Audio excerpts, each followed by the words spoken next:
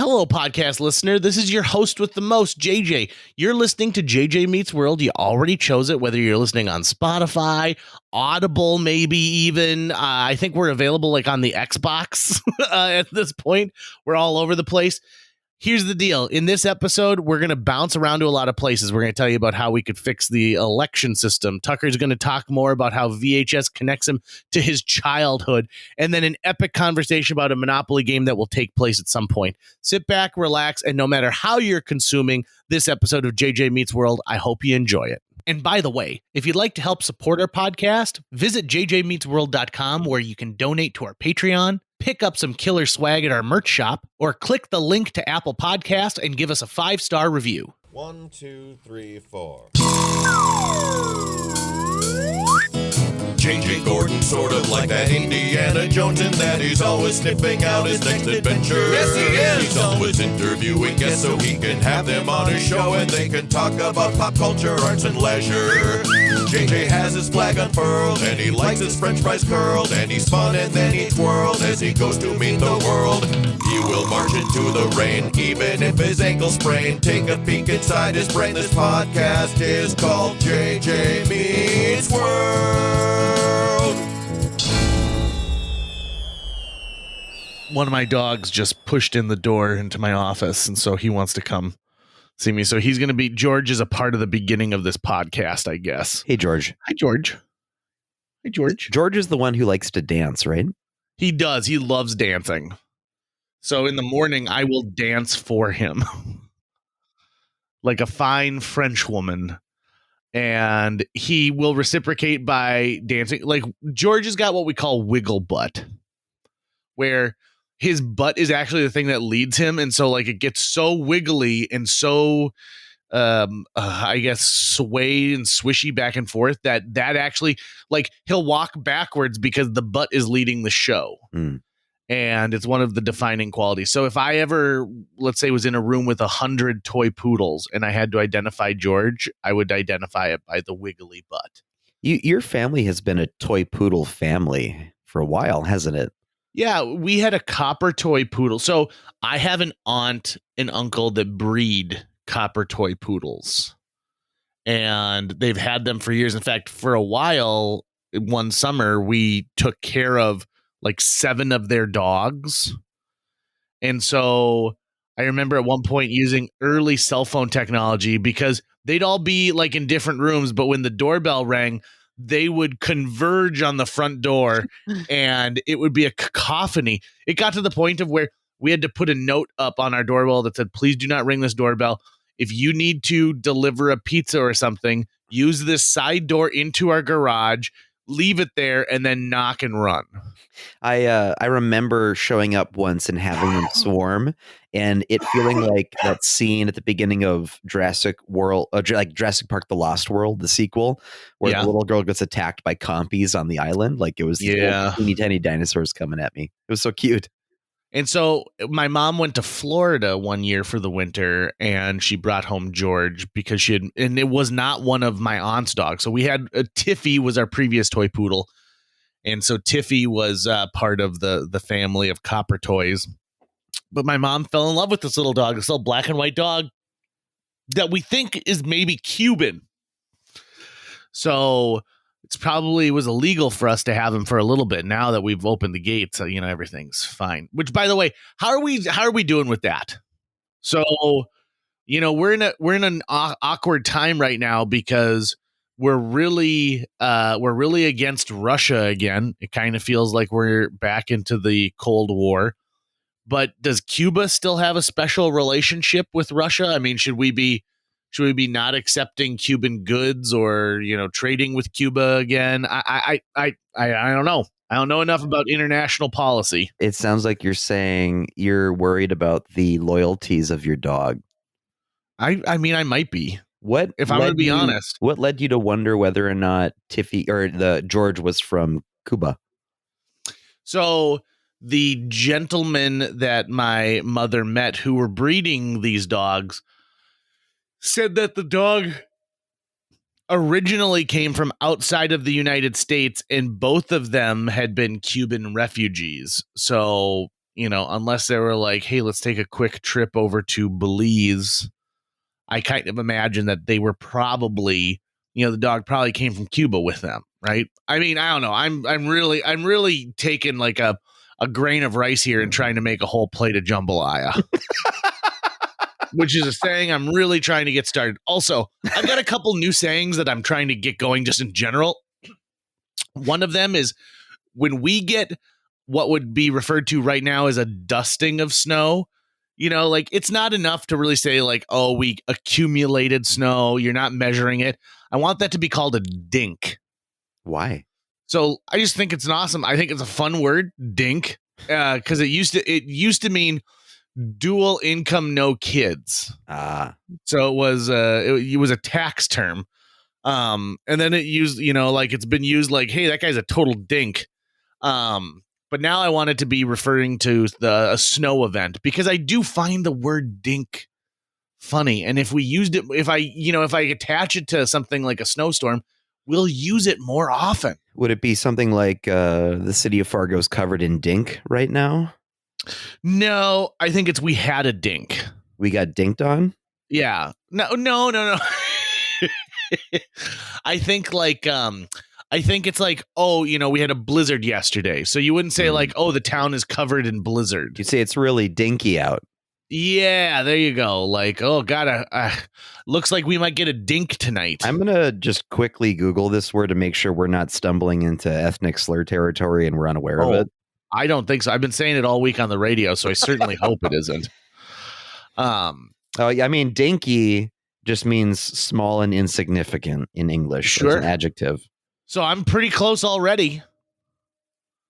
Anything else that we have to worry about on there? I mean, no. Well, in the British, it means attractively small, cute. Oh. So I think in American English, dinky is overly or unattractively small, and in British English, it's attractively small.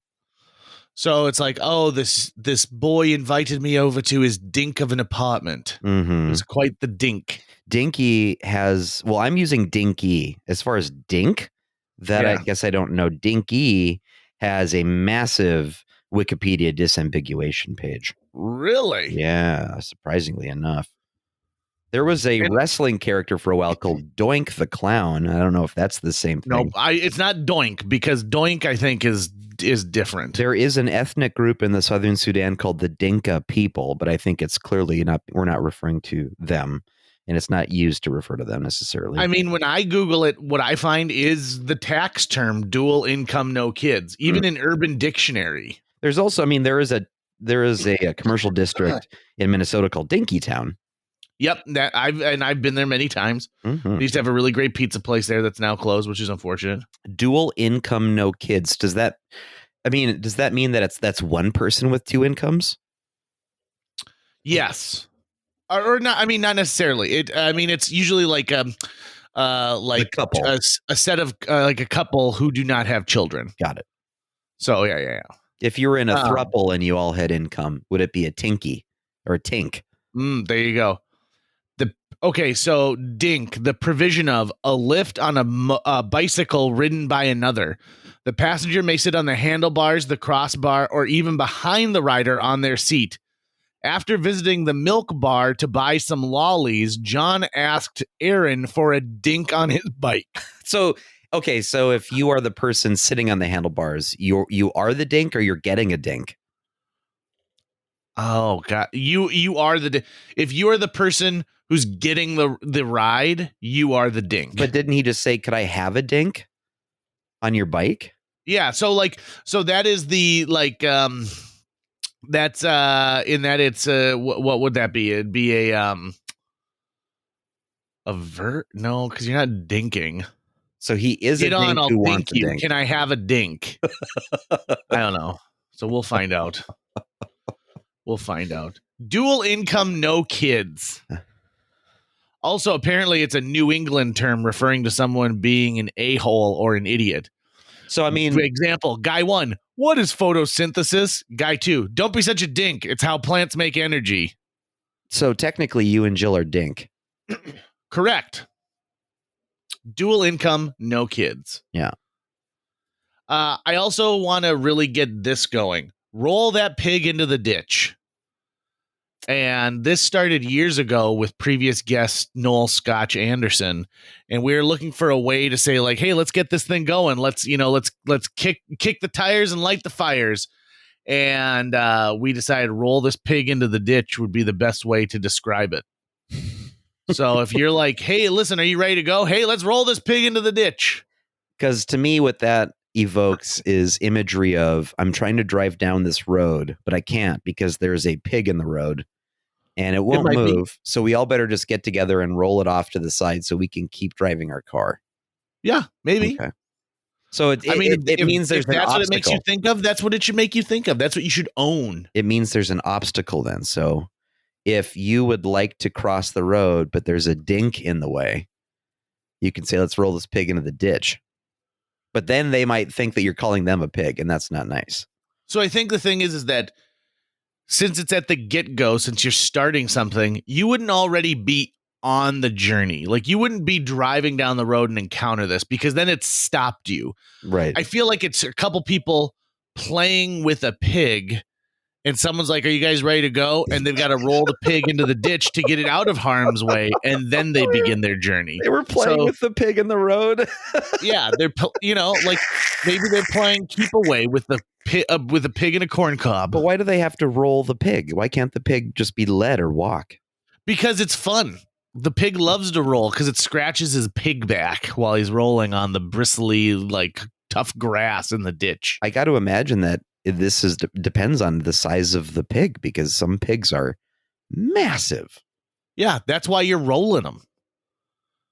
So like the pig willingly lays down and shifts its weight to the side, leaning to the ditch so that you can go over and be like, here we go, squealer. And then you roll the pig into the ditch willingly. It's all willingly. I should also mention that it's all willing. You have the pig's consent. Yeah. Okay. The pig enjoys this act because the pig doesn't want to go with you. The pig's like, listen, I don't belong in this city. I don't want to go anywhere near a barbecue joint. I want to stay in the comfort of the farmhouse light. This pig really has a deep inner life. Well, the pig's seen the movie Babe, but has not seen Babe 2 Pig in the City, which I think is the problem. Side note, you're familiar with the movie Babe, right? Yeah. Okay. Guess how old the woman was who played Mrs. Hoggett, the farmer's wife, when that movie was made. Oh, goodness. I have no idea. I mean, I can't even picture her right now, so I'm just going to throw out a number. I'm going to say 60.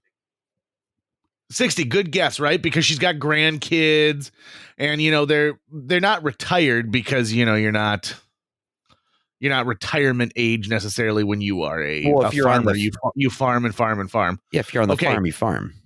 So she was only 34 years old when they made that movie. Really? But they made her look like she was well into her 60s. I would even say like maybe even early 70s.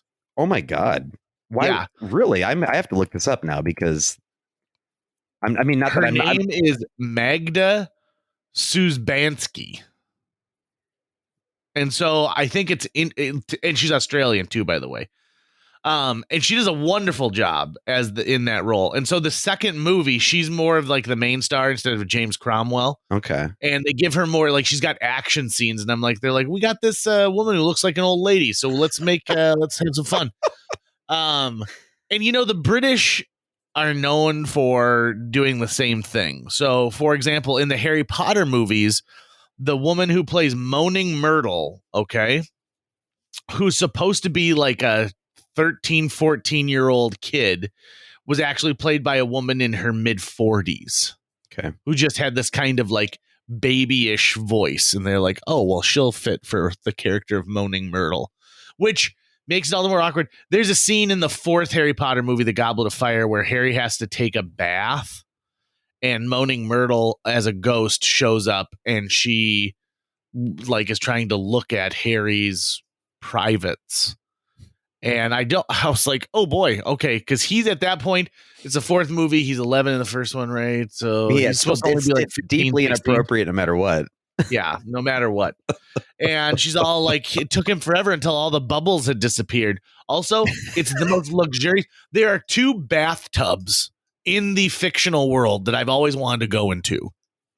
Number 1, the bathtub from the prefect's washroom in Harry Potter. It's amazing. There's like 9 different things that like I mean, like you fill a pool essentially. So it's a huge waste of water, but it looks awesome. Secondly, in the movie Pee-wee's Big Adventure, Pee-wee goes to confront the rich kid down the block for stealing his bike. Yep. And he's got this enormous, I mean, it is a pool, but like it's his bath. And I've always wanted to try that guy's bathtub too. And he then gives him gum that makes his mouth look like dark, doesn't he? Yeah. You know, to like make up there's for a lot fighting. that goes. The guy who plays that role, like the role of like the rich kid down the street, is funny because Pee-wee's this man child, right? Mhm. And so is this other guy who lives down the block is also a man child. Like, hi, Pee-wee. My dad said for my birthday I can have your bike. And it's like, what are the odds that these 2 guys are man children? And that guy later on went on to play John Wayne Gacy in a TV movie that you can watch on YouTube. Horribly acted, just horrible. But everyone loves true crime so much. Wasn't Pee-wee's Big Adventure Tim Burton's first feature-length film? I don't know if it was his first, but it definitely was a Tim Burton film, and it teamed him up with Danny Elfman. I can't remember. And that was a match made in heaven as well. Was Frankenweenie feature length or was that a short? That was a short first, and then he turned it into a stop motion full length later on. Because he worked for Disney for a long time as an animator. Yeah, and Tim Burton he's got an interesting career. I wanted to say that I remember on like a commentary track that I think Pee-wee had said. Paul Rubens or whatever his name is had said that they hired him because of Frankenweenie, that they saw that short and that was why they hired him. Do you think there's a point in Paul Rubens' career where he was desperate enough that like if I had said, hey, listen, we're having a city commission candidate debate and we'd like Pee-wee to host it? Probably shortly after he got caught jerking off in a theater, maybe for that short period of time. But he also had that epic MTV Movie Awards moment where he made the Heard Any Good Jokes Lately opening line, which was his killer. He's one of those guys who definitely faded away and then came back. And like, you know, it's interesting because he never intended to be like a children's star.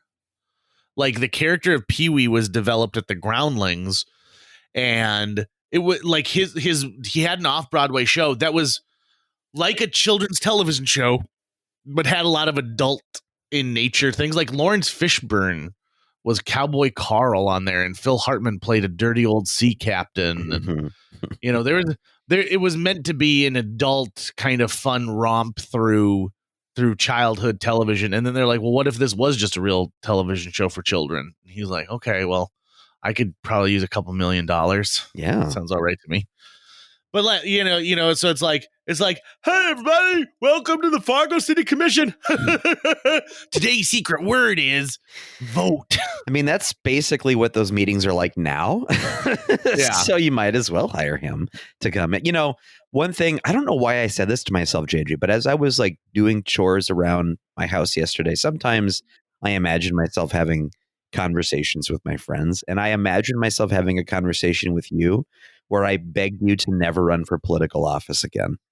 Oh, and I'm done. You know, so in my day job, I can't run for office without taking a sabbatical from work. Mm-hmm. And so I just that just won't be something that happens for me. Every time I see someone like announce their candidacy for a local office, I just think, why do you want that in your life?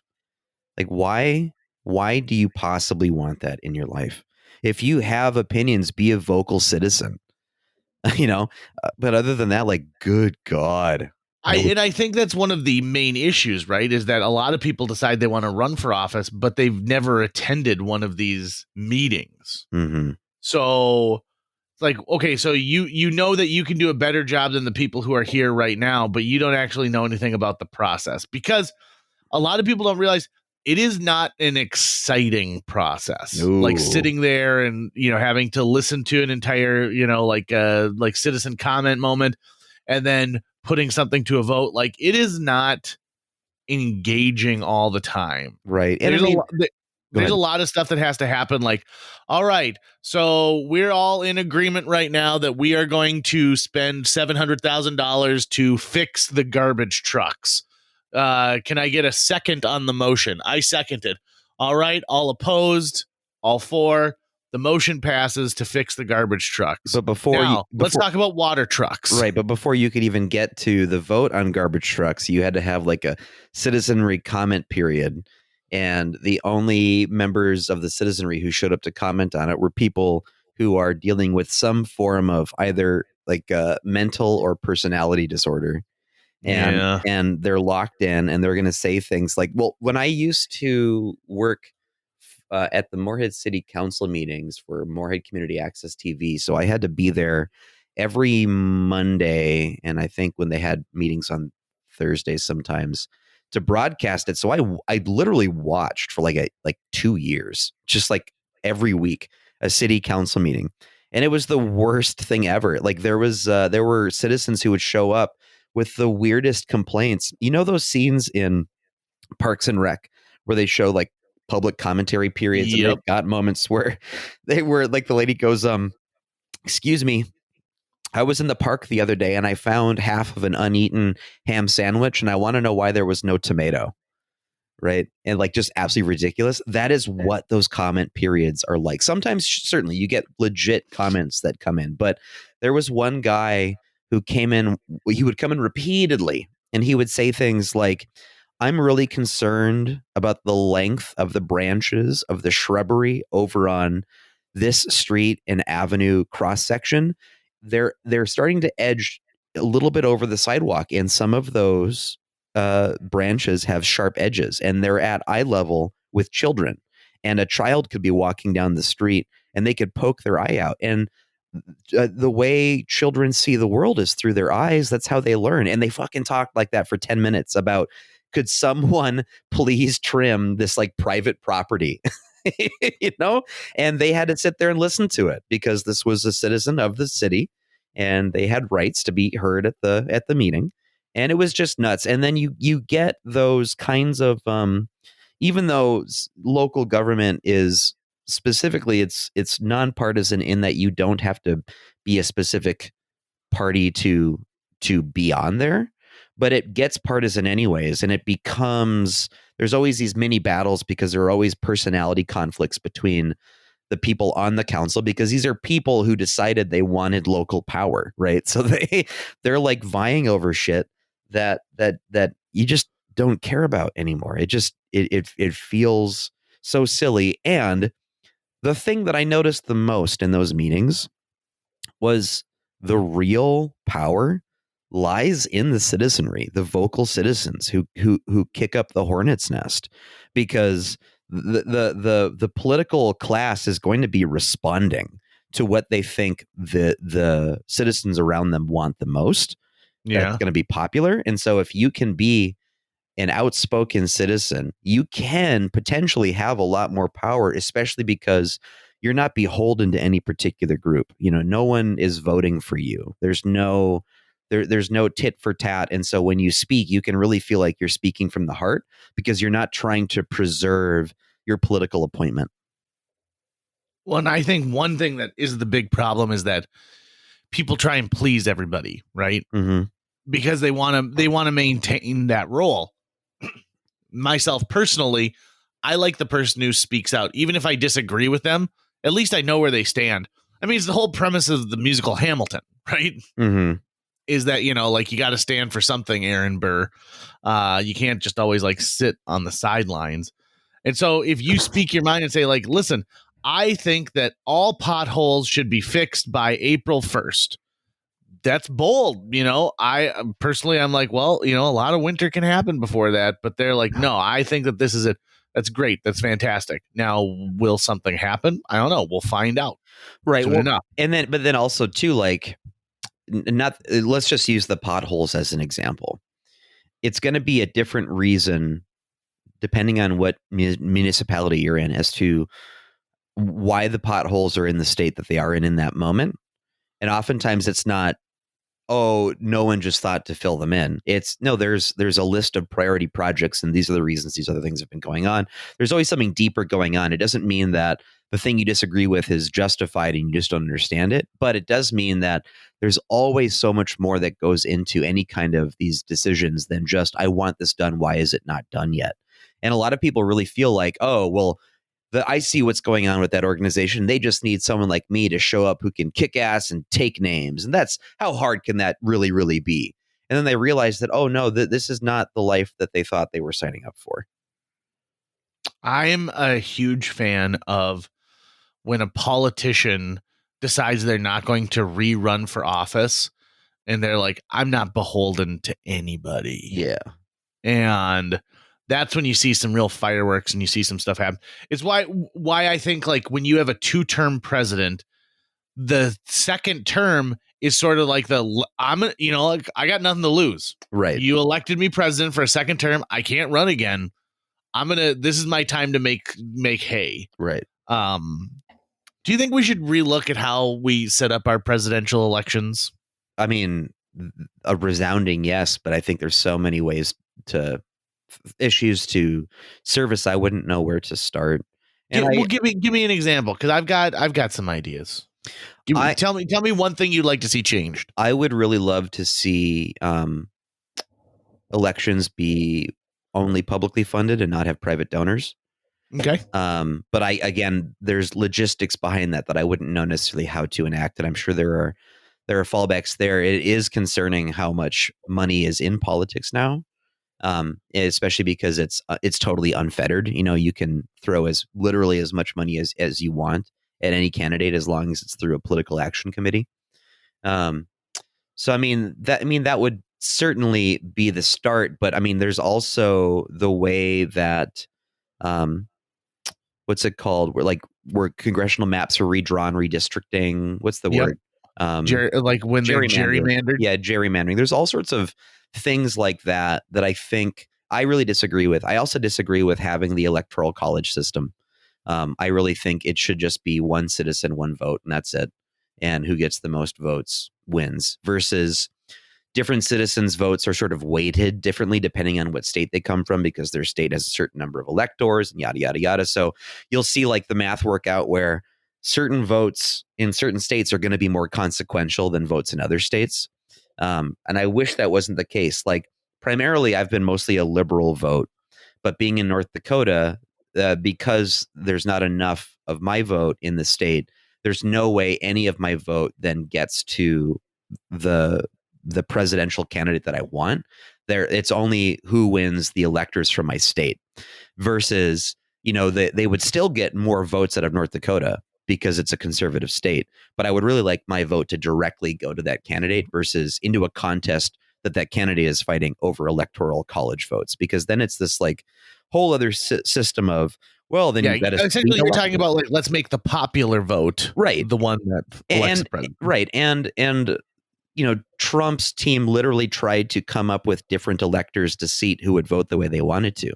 So like, that's just another pain point that's a vector of attack. And I don't understand why it can't just be, I'm a citizen of the country, and I have a vote for who my president is.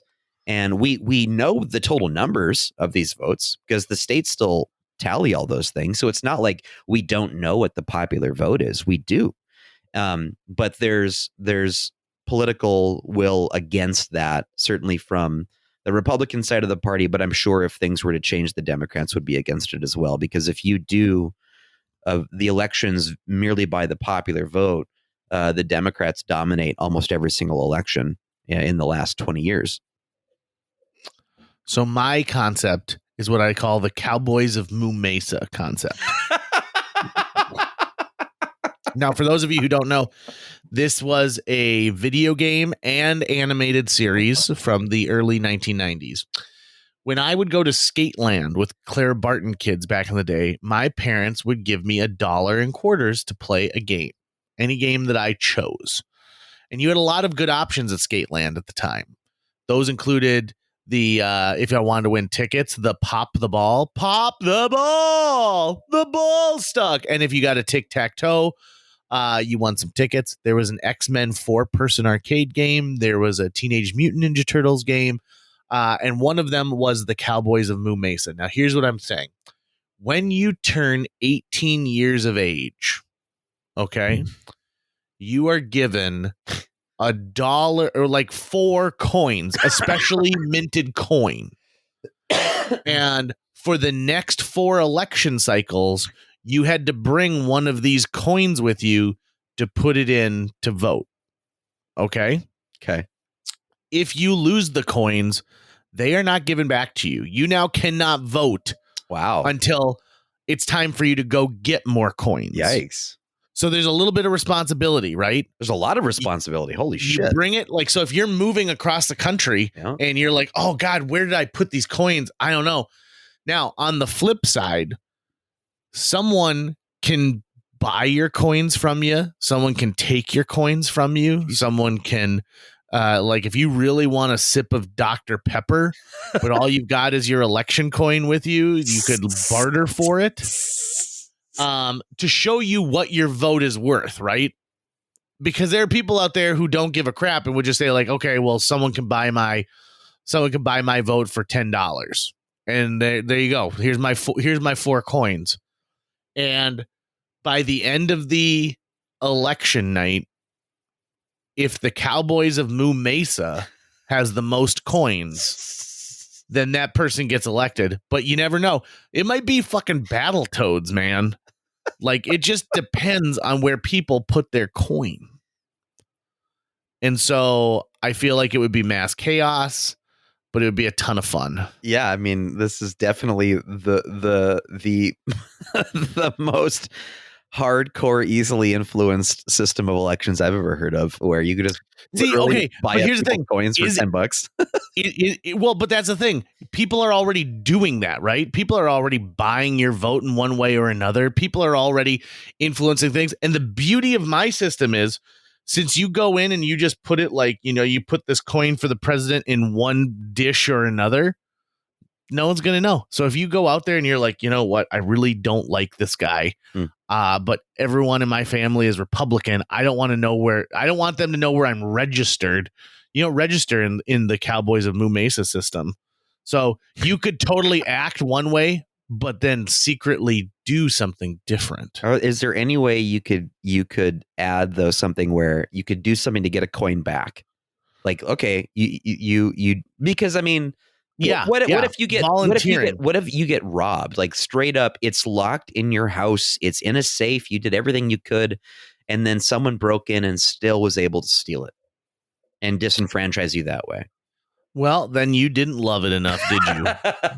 You didn't love it enough to put it in a lockbox behind a safe, or in a safe, or just carry them with you. Lockbox, right? Like keep them on your person at all times. What would the design be? What would it look like? So I think that it's an octagon shape, and the face in the middle of it are people, like our presidents that we trust, but from fiction. It's like Jed Bartlett from The West Wing. Yes, 100%. Bill Pullman from Independence Day. Yep. And in like underneath his, it says, "We will not go quietly into the night."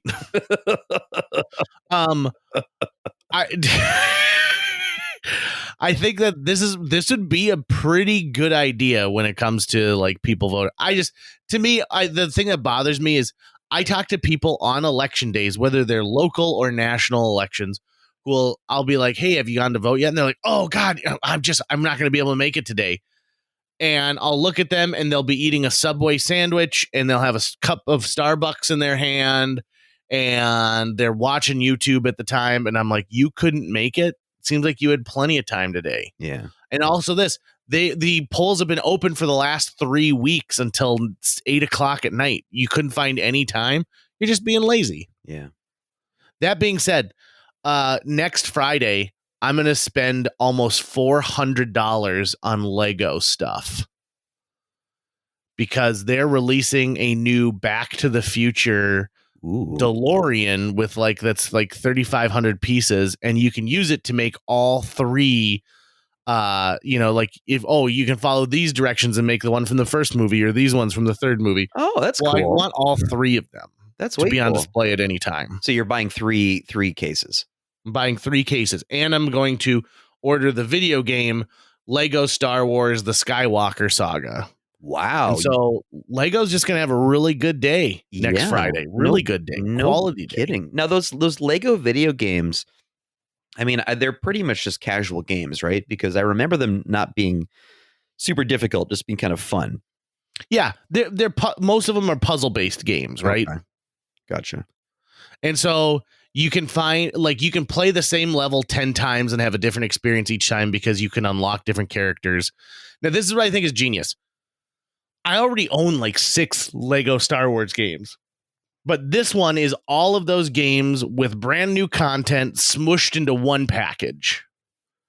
And I don't think that they're like, hey, listen, this is going to be great for your 9-year-old. They're like, hey, 38-year-olds, we know you got some income. You drop $60 on this game. You're going to be happy for it. Uh-huh. Yeah, we're definitely a target market right now for all the nostalgia feels.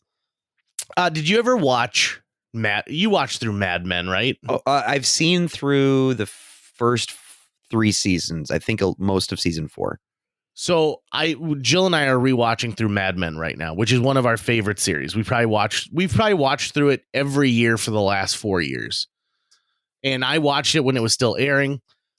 There's a great episode at the end of season 1 when the company that Don Draper works for is tasked with presenting to Kodak because they've invented a slide projector that uses a wheel. So it's continuous. It doesn't jam. So rather than this thing that feeds down, by the time you get to the last slide, it turns around and you're at the first slide again. And so, the pitches are like, we've reinvented the wheel and all of this stuff. And Don comes up with this great pitch and essentially says, it's not a wheel, it's a carousel, which is what they ended up going for their marketing. But he talks about nostalgia in his pitch. And what I like the most is his pitch talks about the word nostalgia in Greek means it means like a pain or a pain from a memory. And the concept that we love nostalgia because what we're seeing brings us some sort of pain, and getting to the pain of having that memory of I wish I had this still. And so being able to go back to those moments or buy that toy that was your favorite toy in the 1980s on eBay, it brings you pleasure. It brings you relief by taking care of the nostalgia you're feeling, the pain. What would you say for you triggers nostalgia the most? Pillsbury orange Danish rolls. Really? Yeah. So they were a go-to in my family for a breakfast treat. Sundays. We even had 1 year, instead of a cake, I had my mom make 3 tubes of that. And so we had orange Danish rolls for that. And they're very simple. It's a Danish roll with cinnamon. It comes pre-made in the tube. You just have to pop them in the oven. And then it comes with this kind of orangey frosting that you put on it. Mm. And I when I smell them cooking, when I taste them, I'm instantly taken back to my childhood. It doesn't take anything, and it's special to me. It's very special, and I don't even know how to really describe it. How potent that feeling is when I taste one of those. If I'm in a bad mood, these instantly, comfort me. Mm-hmm. If I want something to be special, I make those, and I can make them anytime I want. And if I had them 4 days in a row, I'd still feel special every single day that I had these stupid Pillsbury orange Danish rolls. And they stopped making them for a little while. and I thought my life was going to be over. What about you? A lot of things do it, but I think certainly right now, the biggest vector of nostalgia would be VHS. Because I was growing up, my favorite toy to play with was our camcorder at home. I was obsessed with media. I was obsessed with making videos and movies. And of course, when we grew up, the only way to own a film at home for most of the time was VHS until DVD or Laserdisc and DVD became disc-based media became a thing. And nothing in the multimedia like at home market has had as many titles in a format as VHS. And there's so much about the VHS tape, the look of the playback, the look of the tape itself, the activity of putting it in the VCR, and the box art and everything else that came with it is just so baked into my head that I actually follow YouTube channels that will digitize like the opening title screens of VHS tapes. Like you remember like the old Ninja Turtles tapes, and they'd start with the Family Home Entertainment logo, and it was come in and be drawn, and there's sort of a song that would play with it, or different tapes that had different intros. Like watching those brings me back instantly. Anytime I put in my X-Men Pride of the X-Men tape or my Spider-Man and His Amazing Friends tape from the Marvel video series from like the late 80s, early 90s, you would always get these openings of like commercials for action figures that were always really cool, or at the openings of the I collect multiple copies of the Creator's Choice Pizza Hut X-Men tapes that came out because I am obsessed with the covering of the sleeves, plus the opening intros of that had interviews with like Stan Lee and Fabian Nicieza and the other artists who were involved with it. And that was my introduction to the X-Men in like 1992, 1993. And so these objects, which we'll never see made again, right? We'll never have to return to VHS for something. I mean, it would, any world that would wipe out our current abilities to make like 4K streaming stuff would also wipe out the ability to make VHS. So it's never coming back. And it's currently at a point where the collector's market for it is just beginning to take off, which means you can still find them ubiquitously at like thrift shops and stuff for 50 cents. And that'll probably be like that for a good period of time. But I think maybe 15, 20 years down the road, they just become rarer and rarer every year because they're not making new ones. And so you actually may find that there's a bigger collector's market and they're harder to come by. But regardless, I just think they're neat. They make me feel something when I pick them up. They bring me back to a different time, and they remind me of how I first got interested in filmmaking. I find that to be one of those things where we're so lucky that the things that we're nostalgic for are available to us in some way, shape, or form. Because there are plenty of people out there who are like, you know what I'm nostalgic for is my grandma used to give me money to buy Beeman's gum, and Beeman's may never come back. Mm-hmm. Or they are nostalgic for a place that just doesn't exist anymore because the farmhouse has been long torn down, and you can't feel the grittiness of the wallpaper that it happened to be in your aunt's bedroom or something like that. Yeah, nostalgia it's a very powerful thing. And I think it'll be interesting too, because kids. So I was thinking about this today. No one really pays attention to something all the time. I think it's one of the reasons I like movie theaters, because when I'm in a movie theater, my attention is solely on the screen and what's happening in front of me. Right. So 2 hours of my life disappears while I get totally sucked into a story. It's one of the reasons why if you answer a call, if you talk, God forbid you check your Facebook, which is the thing that drives me the most nuts, is people think, well, yeah, I'm going to check my TikTok or whatever during the movie. It takes me out of that moment. Like you are ruining the experience for me in that moment. But like, it's rare that we get a moment where someone is 100% focused on whatever's going on. Your brain even feels during better meals. if you can focus. What was that? Your brain feels better if you can focus. Yeah, and it rewards you, right? Like it gives you a dopamine hit when you don't look at your phone. It's like, hey, thanks, man. But to me, wouldn't it be better if we were able to give more? I think another place too where you might be totally focused is like church, right? Like, or a funeral where you're not allowed to do anything.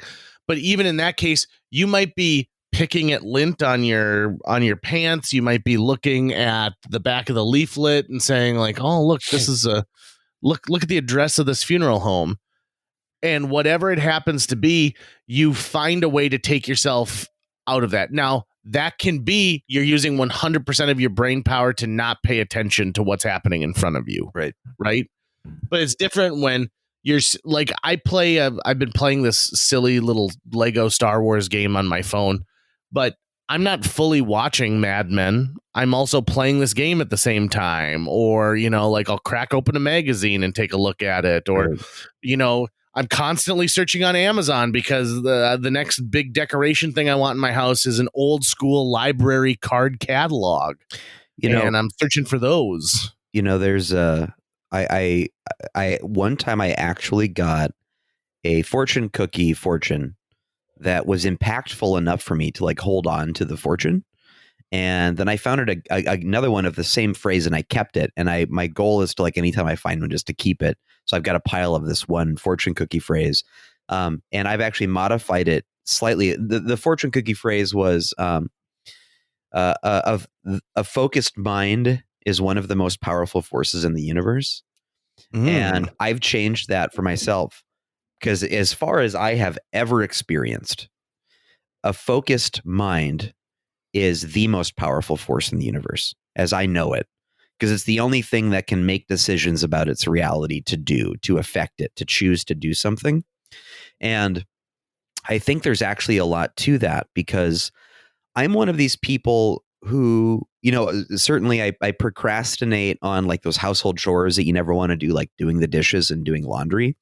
But when I do those things, I find them very enjoyable because I can focus my mind on doing one specific task, and I take those moments to not think about anything else.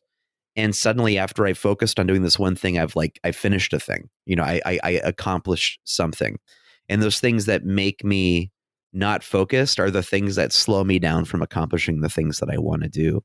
I think the two most powerful forces, or the two most powerful concepts that I am aware of, are a focused mind and compound interest.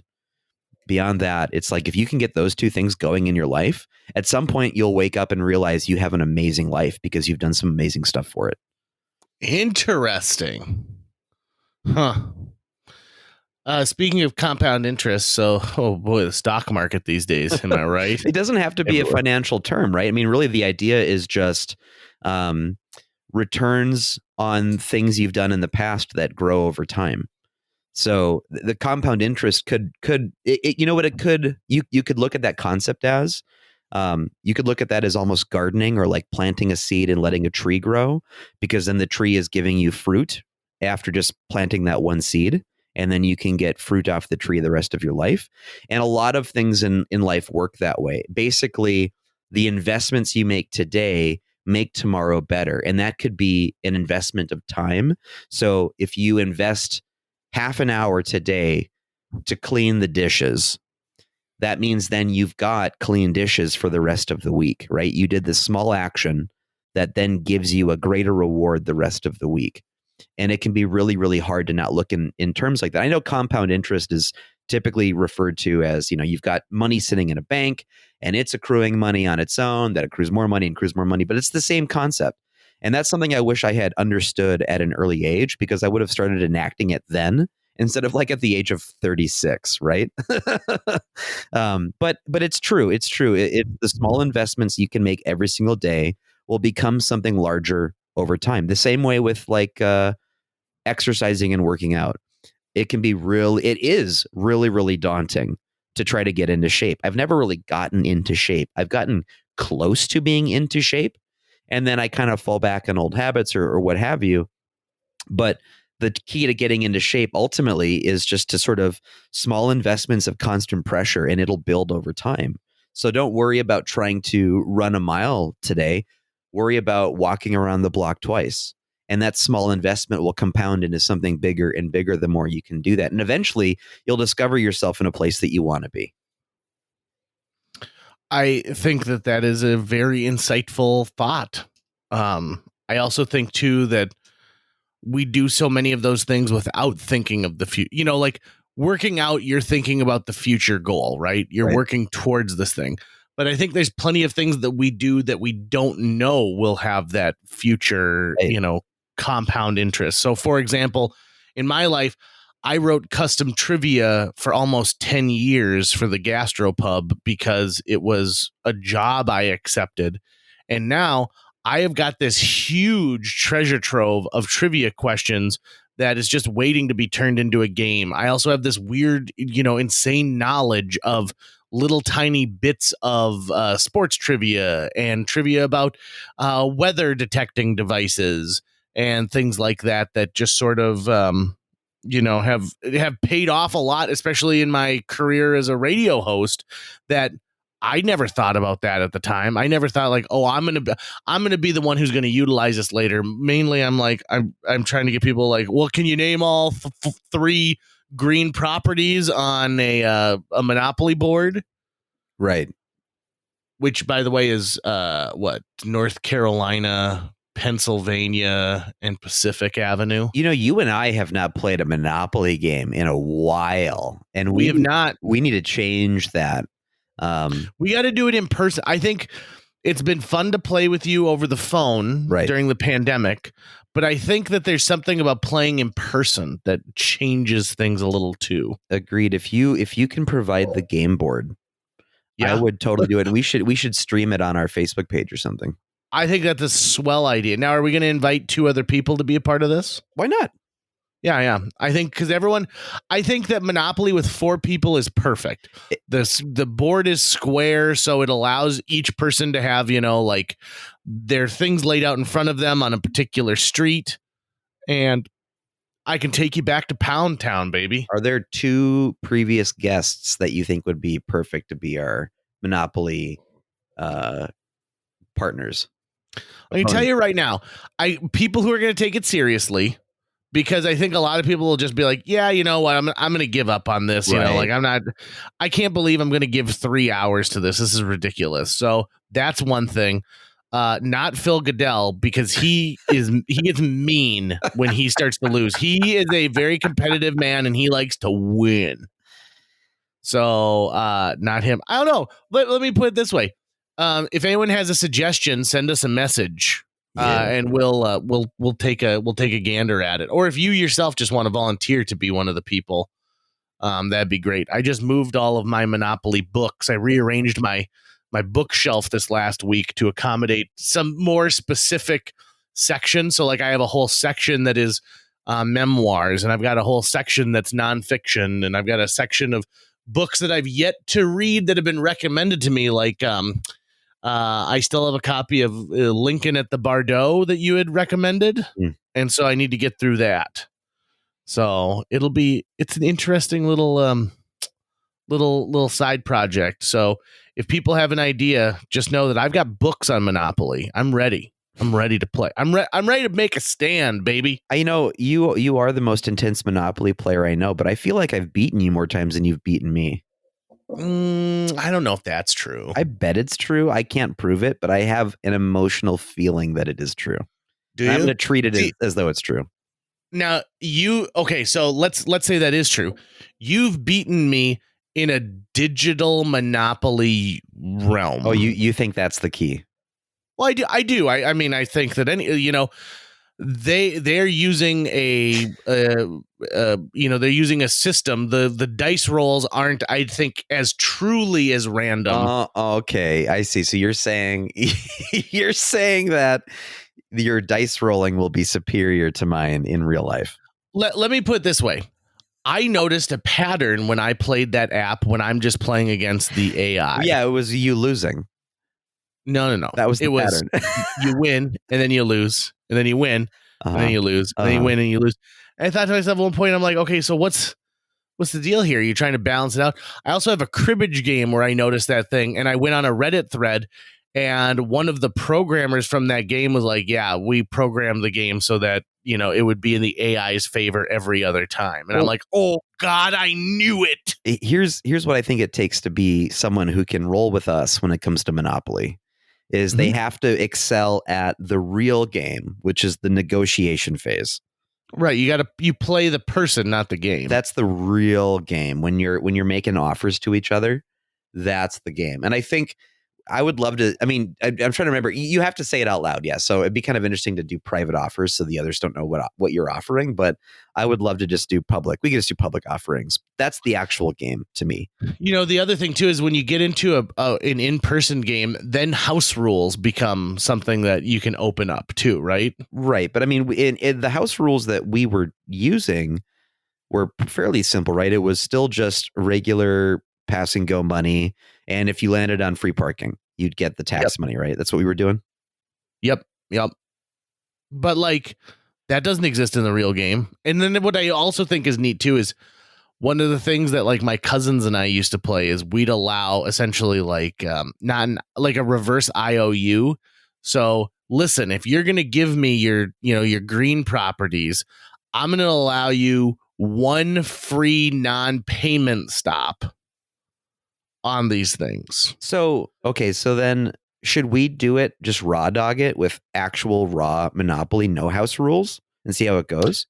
We sure can. I will say this, that extends the game by like an infinite amount of like time. That's fine. I'll still crush The one thing that I think is nice is when you do add like the free parking or landing directly on Go, is it speeds the process of you being able to like build on properties. And, you would do the same thing. It just takes you more reps across the board. I like the idea of landing on Go because that doubles it, right? Yeah. But I think the free parking, just conceptually, I don't understand why if you were to land on a space called free parking and then the government gave you all this tax money they'd been collecting. I feel like the tax money should just go back into the bank to be reused. Which is technically supposed to do. Yeah. So I would say we double or even triple landing on Go. Make it special. Be like, whoa, you landed on Go, triple, but no free parking payout. Because like that's the really massive swing, right? Because that can accrue and accrue and accrue and accrue and accrue. And then someone is about to lose and then they're suddenly back in the game. So this is another thing that I think adds something. So you randomly remove 4 community chest and chance cards face down, and you do not know which ones you've removed. I like that. Because that also, to me, that completely changes like my core strategy of the game. Yep. So yeah. I mean, we could do this and we could stream it, and whoever loses is going to have to eat a bowl full of the other player's tears. Oh, okay. Yeah. And what we can do is we can start it at like 10 in the morning so that if it does go a long time, we can make a day of it. Yeah. But I bet we're wrapped up in 4 hours. Think so? That's my guess. I mean, here's the thing. At one point too, like, and when I'm saying we got to pick people who are into it, I don't want to all of a sudden get someone who, when we hit 3 hours and 45 minutes and we all still are in it and all the properties are purchased, but like there's, no one's trading anything. They're not going to go, oh, screw it. I'm just going to give an insane trade to Tucker. Agreed. And I also don't like it when someone is, when you're obviously losing and there's almost no route to success, the giving up. I don't like that. Like, I think if there's like, no, there's still a couple rolls, there is a path for you to somehow build back. You follow that path and you don't give up. So another thing this was another thing too. So in the house, like, so there are people who've written specific house rules to kind of, essentially make the game a little more fair or even handed in some ways. So if somebody, let's say, goes to jail and they can't pay their $50 to get out, their properties then technically go back to they go back to the bank, but the bank has them like as seized properties. So what I like to do is to say, like, listen, if somebody goes bankrupt, the way you would do anything is the properties go up for auction. and you can purchase the properties at auction, and whatever debt is owed to that person gets paid off from the money that they get from the auction. And if they can't raise enough money through the auction, they get to keep whatever properties are remaining. So if no one bids on like a purple, they will automatically get the purple. But it changes the dynamic quickly, because if someone goes bankrupt and goes out of the game, usually all that stuff just gets turned over to whoever, like you landed on, St. Charles Place, and I had a hotel on it, so now I get all of your property. But if you open up the auction thing, it's one more way to play the person, right? Right. Yeah. Okay, here's the thing. So we do this, but you and I also will research, and I think we do it the same way we did that abysmal best 4 comedies of all time list. Each of us gets to pick one house rule, and then there's going to be one other house rule that is chosen by the group as a whole. Okay. Right? That works for me. I love it. Let's wrap this thing up. Yeah, we got. I gotta go get myself some orange Danish rolls. Excellent. This feels good. All right, bye, listener. That's going to wrap it up for today's show. If you enjoyed this episode and would like to help us continue to produce new episodes each week, visit jjmeetsworld.com, where you can donate to our Patreon, pick up some swag at the merch shop, or follow our link to Apple Podcasts and leave us a 5-star review. You can also follow us on social media. We're on Facebook, Instagram, Twitter, YouTube, all the sites the cool kids are using these days. JJ Meets World is produced every week by Tucker Lucas. You can find out more about Tucker's work by visiting moonbasemaria.com. If you want to get in touch with your host with the most, check out linebenders.com, where you can find direct contact info for JJ or booking information. If I was going to play Monopoly with one celebrity, it would be Jeff Goldblum, and I would let him win.